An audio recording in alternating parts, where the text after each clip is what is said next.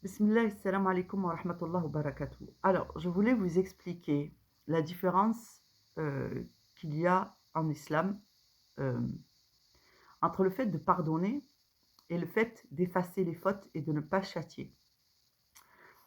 Vous savez qu'Allah a promis que chacun d'entre nous verrait le bien et le mal qu'il a fait, ne serait-ce même si ce bien ou ce mal fait le poids d'un atome.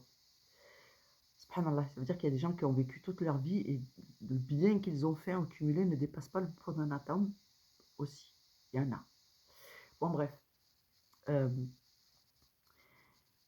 Euh, donc, Allah dit souvent pardonne-leur. Pardonne-leur et avance. Pardonne-leur et avance. Pardonne-leur et reprends tes affaires. Pardonne-leur et continue ton chemin. Pardonne-leur, écarte-toi d'eux. Pardonne-leur. Bref, en somme. Et la plupart d'entre nous, qui avons subi des injustices, on se dit, mais attends, ça c'est impardonnable, mais qui c'est qui peut... Enfin, c'est pas possible. C'est comme si on se sentait, on avait l'impression que si on pardonnait, c'est comme si on renonçait à la justice ou que on renonçait à son droit, on se manque de respect à soi-même, et puis surtout, on valide le crime. Pardonner, dans certains cas, tu te dis, mais c'est comme si j'acceptais la criminalité. Pour la piété, c'est une souffrance immense. Pour la victime d'un crime, c'est un sentiment horrible. Mais dedans, il y a une miséricorde. Pour ceux qui ne peuvent pas obtenir justice dans ce monde et qui sont beaucoup pleins à Allah, c'est Allah qui prend en charge l'affaire. C'est Allah qui prend en charge toutes ces affaires de crime où Allah vous dit pardonne, c'est mieux pour toi, et mets de côté. Ça ne veut pas dire de ne pas défendre ses droits dans le monde des hommes, mais ça veut dire que tu ne peux triompher d'une vengeance ou d'une justice que d'une injustice que par l'intervention d'Allah, parce que c'est Allah qui gère nos affaires en tant que croyants musulmans. Musulmans ou chrétiens, c'est pareil.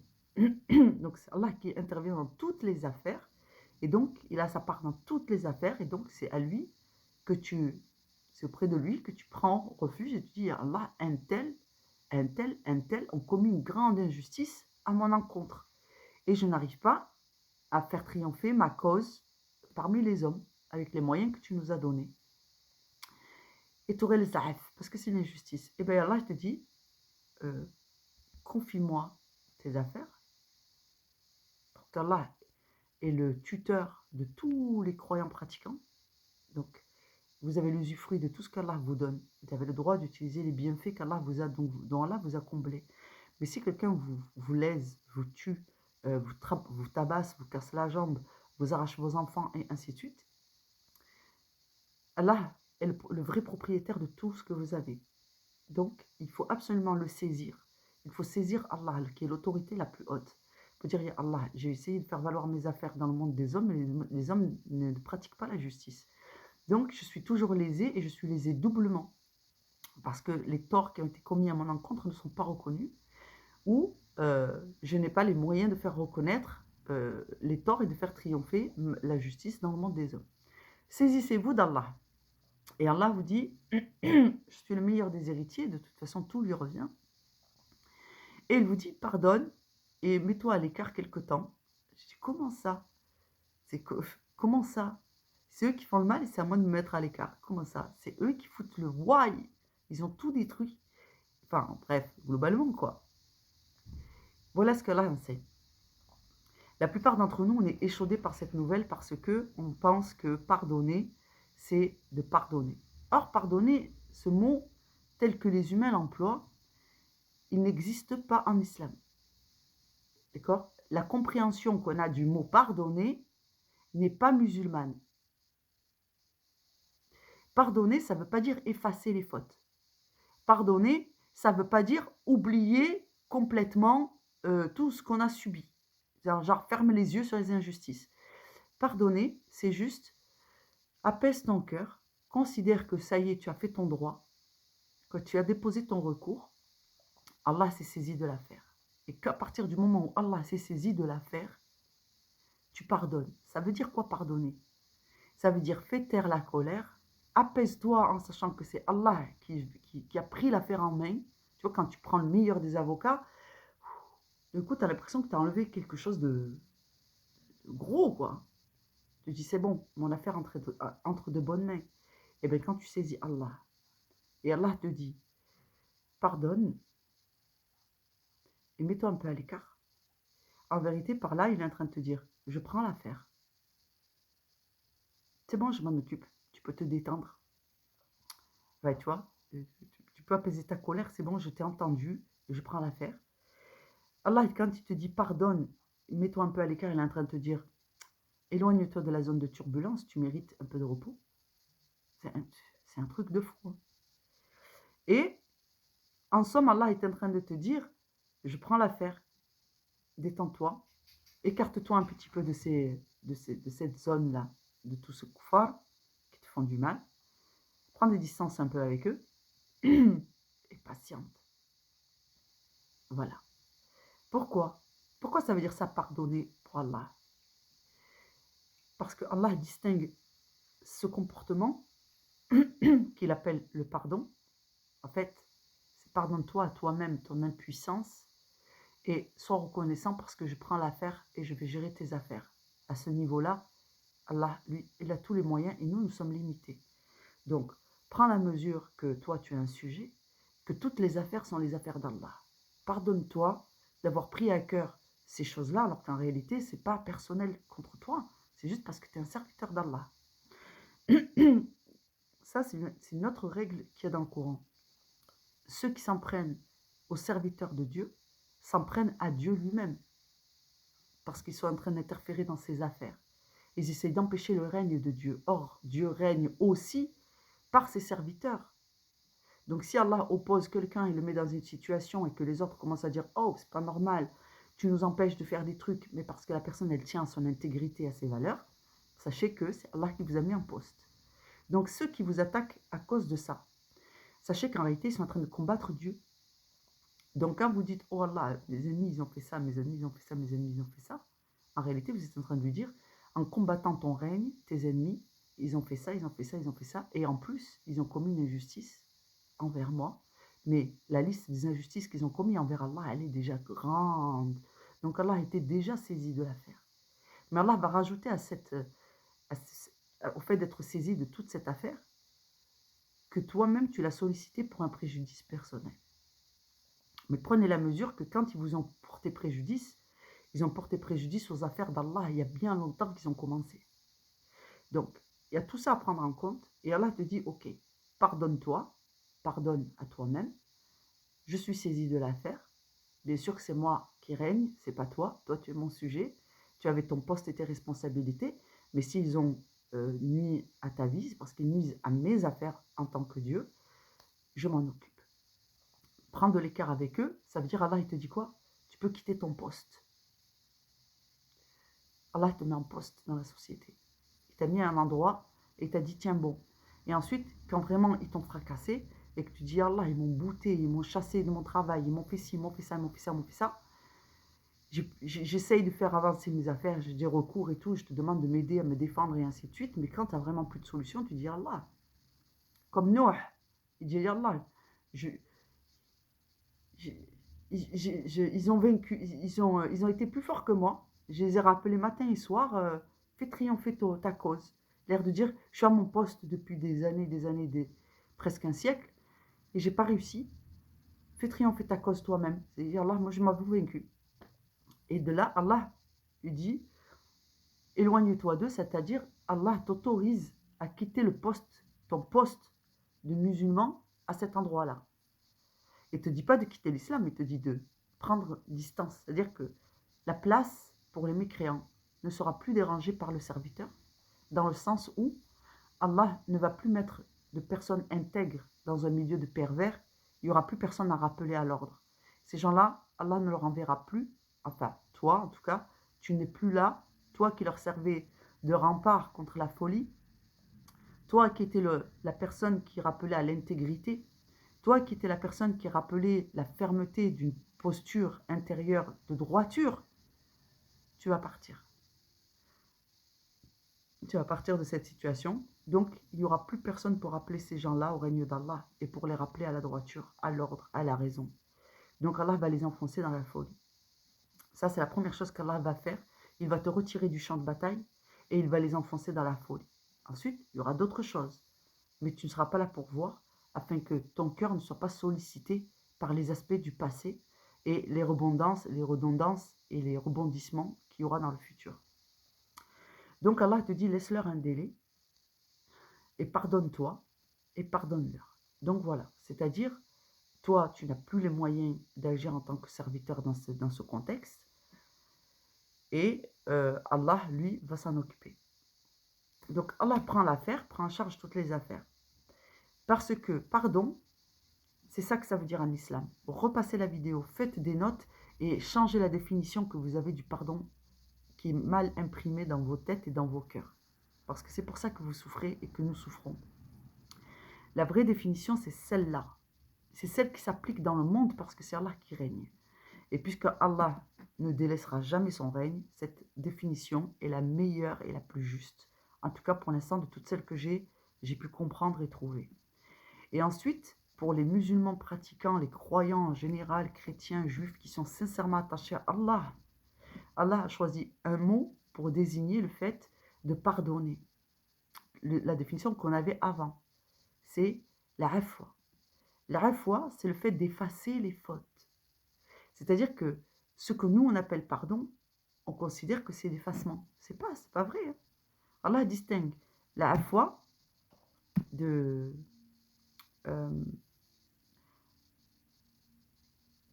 je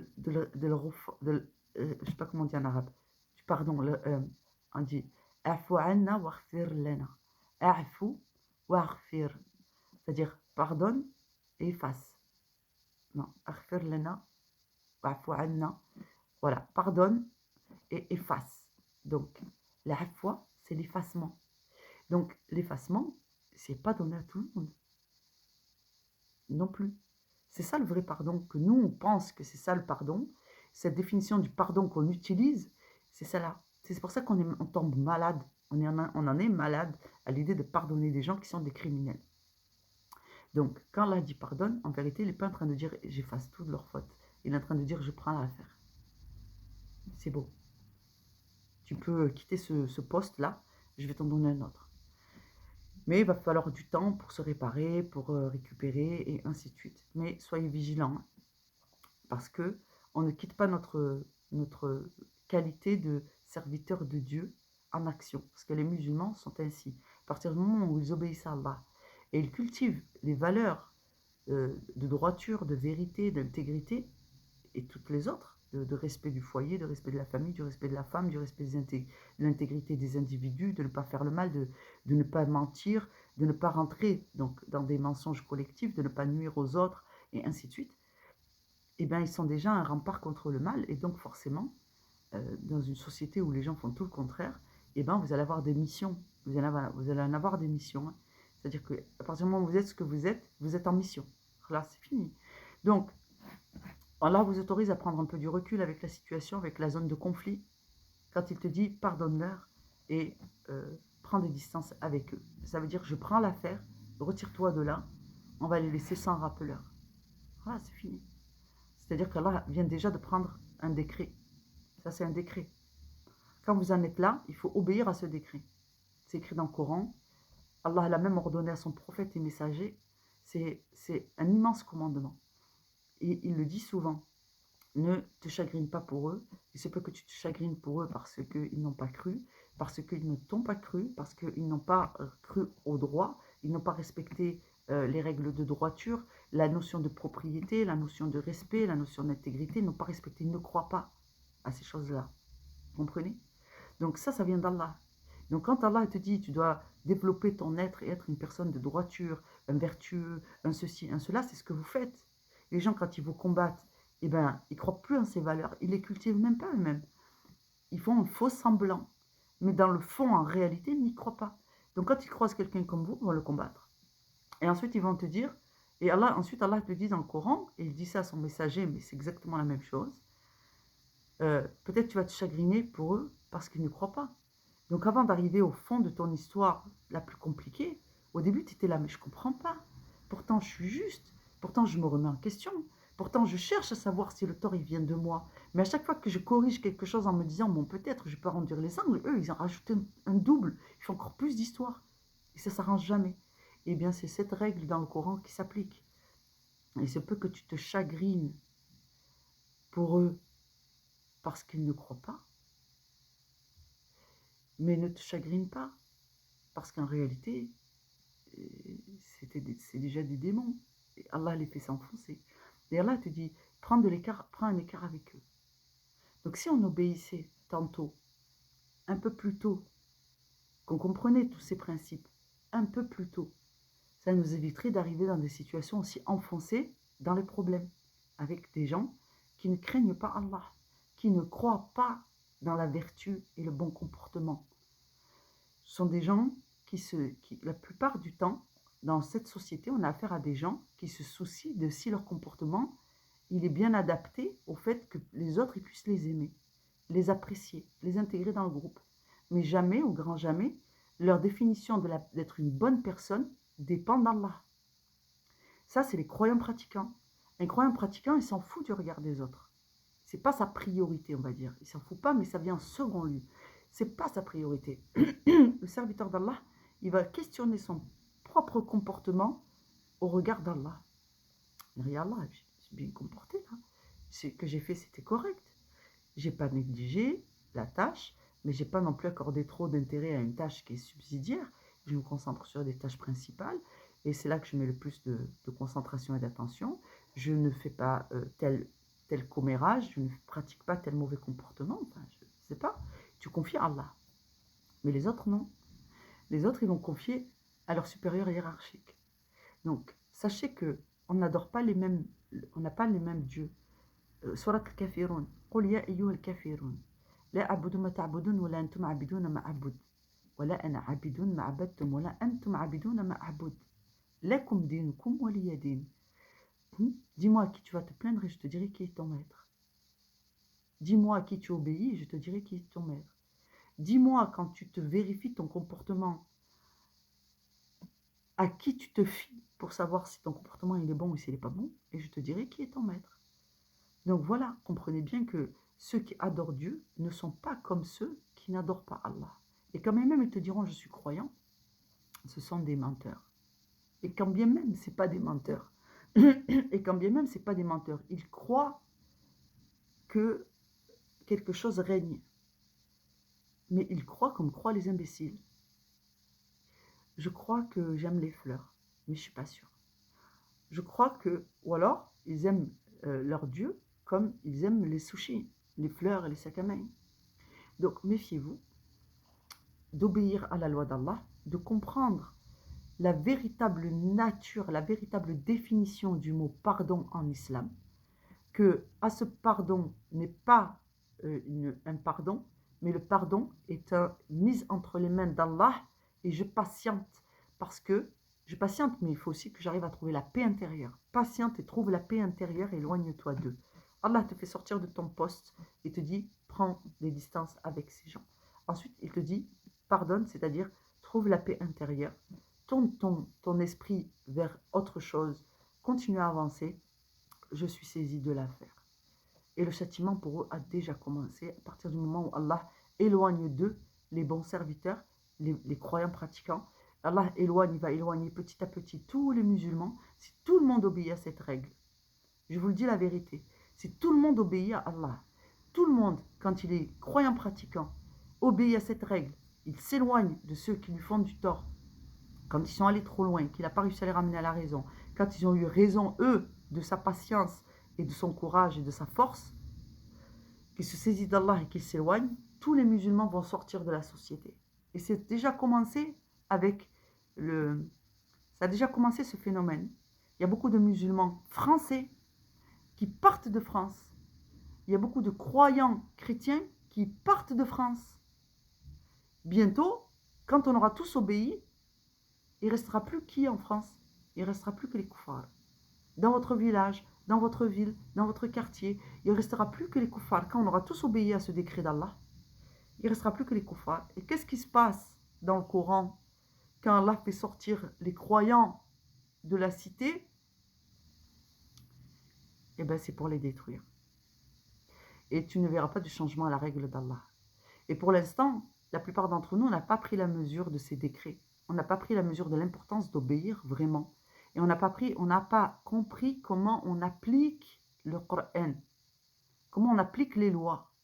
Donc cette loi du pardon, du, de l'effacement, il n'y a qu'Allah qui peut effacer les fautes. Ça, c'est vraiment absolument personne n'a le pouvoir d'effacer les fautes. Il n'y a qu'Allah. Et le pardon, c'est pour les hommes. C'est-à-dire que Allah peut nous pardonner, mais nous pouvons nous pardonner, nous pouvons pardonner aux autres. Pardonnez-vous déjà. Hein. Prenez recours auprès d'Allah et demandez à Allah qu'il vous pardonne ce qu'Allah doit vous pardonner. Mais pardonnez-vous à vous-même ce que vous pouvez vous pardonner à vous-même. D'accord? Inch'Allah. Voilà, j'espère que cette explication sur le pardon, l'implication, ce que ça implique, je veux dire, ce que ça implique dans vos vies, le pardon, le fait de prendre des distances, l'effacement des fautes, la vraie définition des mots en islam et leur champ d'application va vous satisfaire afin que vous puissiez revoir un peu votre position, Inch'Allah, et que vos cœurs s'apaisent.